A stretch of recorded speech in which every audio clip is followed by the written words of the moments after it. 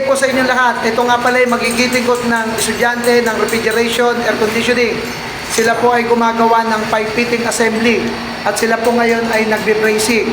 Katulad po ng nakikita nyo sa ating lecture, meron po tayong suede joint, reducer joint, Y joint, T joint, 90 degrees elbow, 180 degrees, pins off, meron tayong nut, meron tayong plug, union, center pins off, left and right pins off, left pins off, right pins off, saka yung flare and tube. So, ito po yung ginagawa ng aking magigiting na estudyante. So, dito naman sa kabilang side na to, so kami po ay nagbe-bracing, gumagamit po kami ng turbo torch. At meron po kaming iba-ibang klase dito.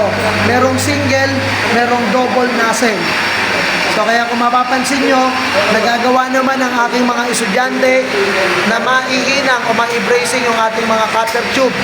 At naayos naman nilang nagagawa. So sila po ang magigiting ko na estudyante.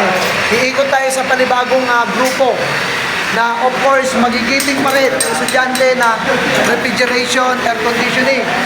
So makikita nyo po si Sir, ang ginagamit niya pong kanyang torch ay merong hose. Ayan po. So siya po ay nag-bracing ngayon ng kanyang project.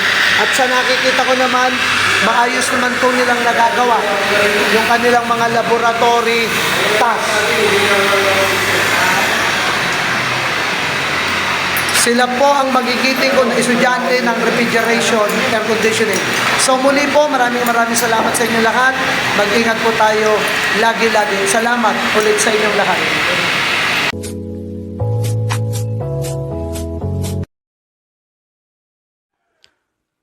Like, share, comment, and subscribe to my channel. Pakipindot na rin po ang notification bell para lagi kayo updated. Thanks for watching.